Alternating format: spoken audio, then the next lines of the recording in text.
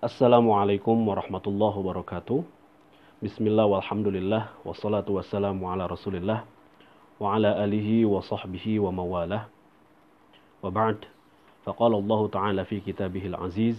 A'udzu billahi minasyaitonir rajim. Bismillahirrahmanirrahim. Wa ta'awanu 'alal birri wat taqwa wa la ta'awanu 'alal itsmi wal 'udwan.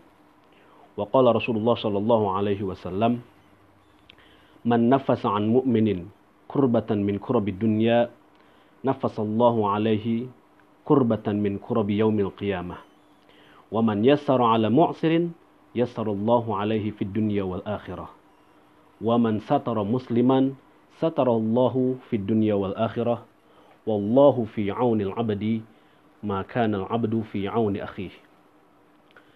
Sahabat dermawan yang dirahmati oleh Allah Subhanahu wa taala, pernah suatu ketika ada seorang ulama di Mesir yang dia dihadapkan pada sebuah persidangan. Dia difitnah oleh salah seorang yang memiliki kedengkian pada dirinya bahwa orang ini, ulama ini berbuat zalim. Berbuat zalim, khianat terhadap organisasi yang dia pimpin.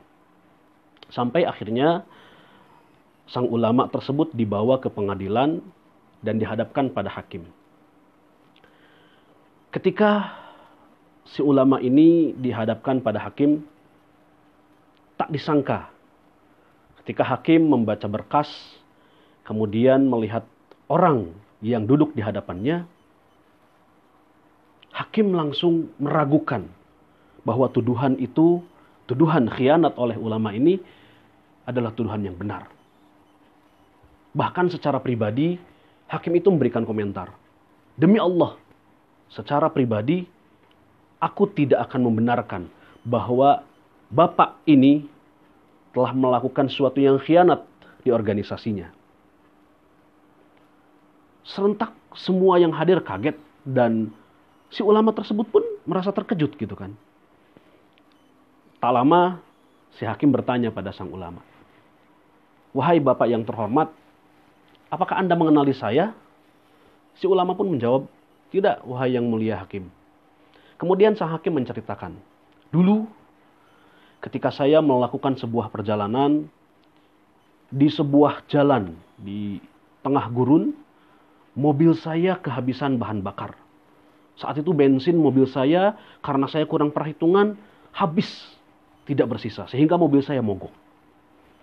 Di tengah gurun tersebut saya menyetop beberapa mobil dan nyaris tidak ada orang yang mau berhenti. Saya memaklumi, karena mungkin mereka merasa takut di tempat yang sepi, orang tidak dikenal, menyetop mobil mereka, mereka lebih baik lewati itu saja. Tapi ada seorang pemuda yang dia membawa mobil, ketika dia melihat saya menyetop mobilnya, dia langsung berhenti. Kemudian dia bertanya pada saya, apa kendala Anda? Saya pun menyampaikan padanya bahwa mobil saya ini kehabisan bahan bakar. Barangkali dia bisa memberikan bantuan, dia punya bahan bakar lebih, cadangan atau apapun itu. Tanpa berkata panjang, pemuda ini langsung melepas bajunya. Kemudian dia dekatkan mobilnya ke mobil saya. Kemudian dia masukkan baju tersebut ke tangki mobil. Dan dia alihkan bensin dari mobilnya menggunakan baju tersebut ke tangki mobil saya. Sedikit demi sedikit. Tanpa mengucapkan satu patah kata pun. Sampai akhirnya ketika dia rasa bahwa bensin dalam mobil saya sudah penuh, tanpa bu lagi, orang tersebut hanya mengatakan, baik selamat tinggal. Dan dia langsung berjalan. Tanpa sempat saya mengucapkan terima kasih. Dalam kondisi yang saya sangat kebutuhan. Saya sangat merasa takut. Tiba-tiba ada seorang pemuda. Tidak merasa takut. Bahkan tidak merasa sungkan pada orang yang tidak dia kenal. Dia menolong saya pada saat saya benar-benar butuh pertolongan. Pada saat saya bahkan menurut sebagian orang mungkin mencurigakan untuk ditolong. Dan orang itu adalah Anda. Nah, sontak si ulama tersebut pun kaget. Dia tidak pernah mengingat jasanya yang hanya menurutnya adalah jasa yang sangat sepele. Namun rupanya pertolongan sepele ini sangatlah berarti bagi sang hakim. Sahabat dermawan rahimakumullah, Terkadang kita merasa bahwa untuk menolong seseorang kita harus menjadi orang yang kuat dulu. Kita harus menjadi orang yang mampu dulu. Kita harus menjadi orang yang punya harta banyak dulu. Kita harus menjadi orang yang sanggup menolong orang lain terlebih dahulu. Kita bayangkan kadang-kadang untuk menolong itu kita butuh kekuatan banyak. Padahal Allah Subhanahu wa taala menjamin, wallahu fi aunil abdi ma damal abdu fi auni akhih. Jelas sekali. Untuk menolong itu kita tidak perlu menunggu kita kuat. Kita tidak perlu menunggu kita kaya. Untuk menolong orang miskin, satu piring nasi saja itu sudah merupakan pertolongan yang berarti. Karena kita tidak pernah tahu.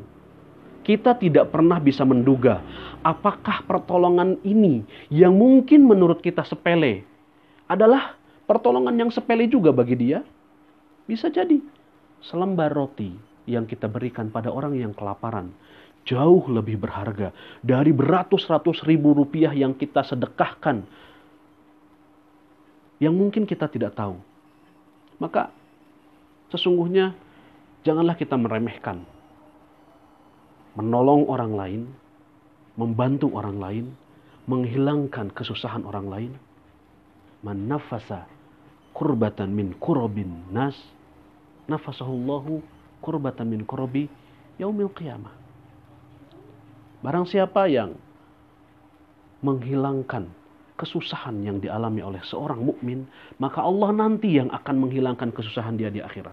Bahkan bukan hanya di akhirat, di dunia pun Allah akan mudahkan urusannya. Allah akan lampahkan rizkinya. Allah akan mudahkan jalannya. Maka jangan pernah ragu. Marilah kita sama-sama menolong meskipun dengan nilai yang sedikit. Marilah kita sama-sama membantu. Meskipun mungkin kita sendiri ragu apakah bantuan ini adalah bantuan yang berarti ataukah bantuan ini hanyalah bantuan sepele. Tidak ada yang kecil bagi Allah Subhanahu wa taala. Faman ya'mal mithqala dzarratin khairan yarah. Barang siapa yang melakukan kebaikan meskipun sedikit saja, maka dia akan mendapatkan balasannya. Mari kita sama-sama mulai membiasakan diri untuk memberikan pertolongan pada orang lain. Tidak perlu melihat jumlahnya, tidak perlu melihat besarannya. Yang penting kita ikhlas, yang penting kita berusaha memberikan pertolongan pada orang lain. Mudah-mudahan apa yang saya sampaikan bermanfaat bagi sahabat dermawan semua, dan mudah-mudahan Allah memberikan kemudahan bagi kita di dunia dan di akhirat. Aqulu qouli hadza wa astaghfirullahal azim li wa lakum. Wassalamualaikum warahmatullahi wabarakatuh.